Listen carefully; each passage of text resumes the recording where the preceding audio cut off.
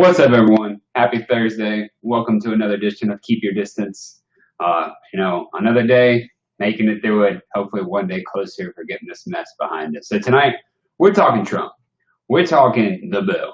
We are talking the medical advice, which, may be a little bit questionable. We're going to try for it anyway. So, let's start with Trump's press conference. Here in this video series, we've been impressed sometimes, not impressed other times. I would say that this is falling a little bit more into the not impressed. I mean, great. World leaders are coming together. I think that is so needed to have some sort of coordination about what we are not going to do to respond really to this as a human connection population.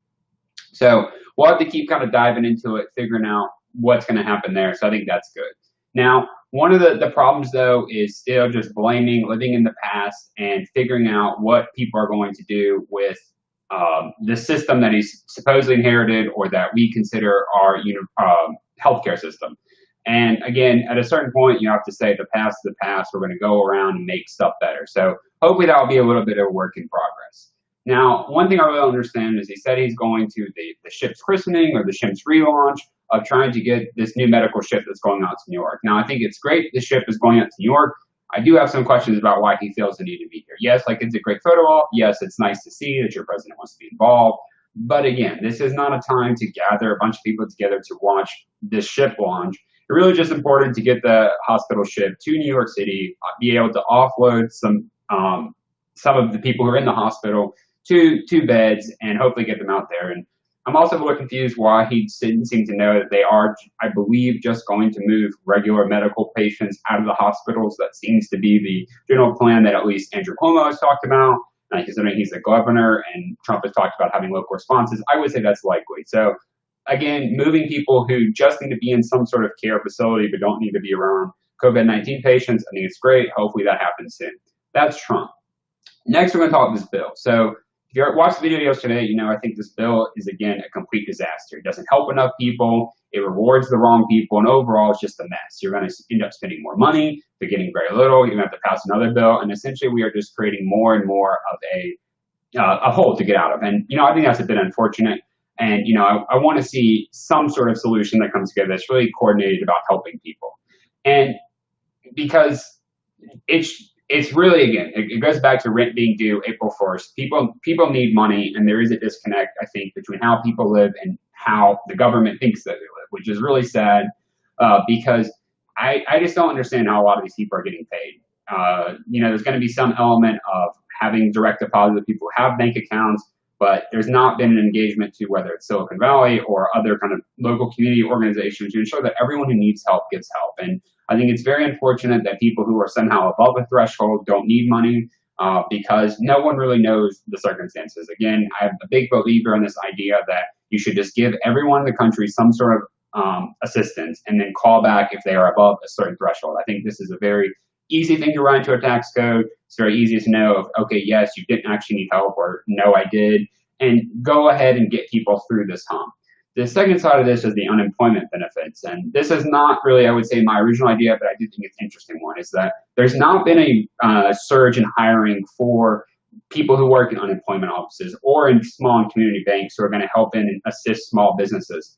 So I think it's great that you're throwing all this money on here, but it will likely get siphoned off and never fully distributed to the people who need help.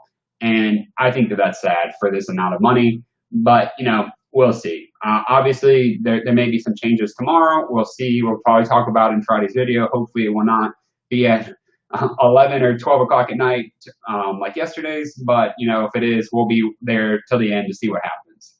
And the final slide of this for tonight is talking about the medical. So overall, I think it seems like we are making progress. It's good to hear that the vaccines, that Dr. Fauci seems to have some ideas about how he wants these trials to run or kind of encouraging best practices. I think that's great.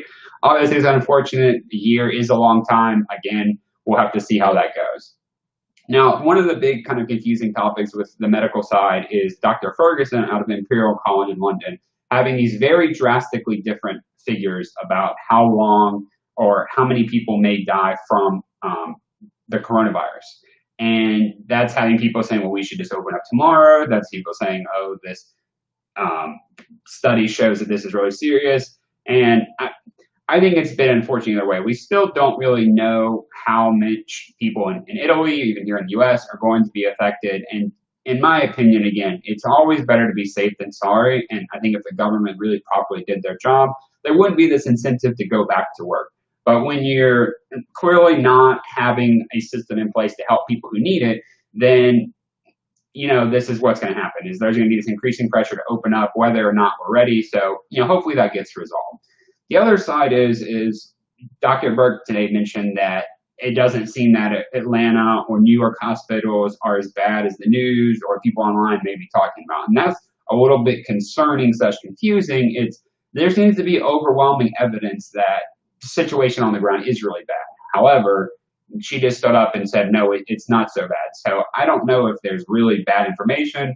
I have a hard time believing that everyone is lying about the hospital beds running out of capacity. But again, if they're not running out of capacity, I'm going to be the first to say, I think that is awesome. I think that is great. If everything is, not as bad as it at time appears to be, then, great. Let's keep hoping for that. But if it's not, then it's a bit concerning when you're trying to present a picture that's not tied into reality, particularly when you have nurses showing up, having to wear trash bags. They don't have the proper equipment. You are bringing this hospital ship up to New York because you are concerned about running out of beds and getting people infected that are not coming into the hospital for that.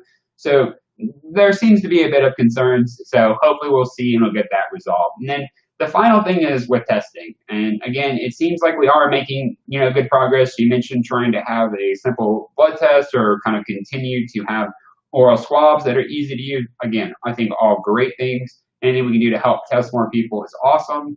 But I think it's a bit strange that they're going to somehow build this magic county good, county bad map to tell people, oh, don't go there. Oh, go here. Oh, that's not safe. Because again, if you live in an area that borders multiple counties, you're crisscrossing for school, for work, just to go shopping, just to go get, food. So I don't think, and again, I don't think people are really going to monitor this map to say, okay, well, the map says I'm good to go here, but I'm not good to go to County C. That's just, again, not how I think the average American lives. And so to kind of throw those proposals out seems a bit reckless.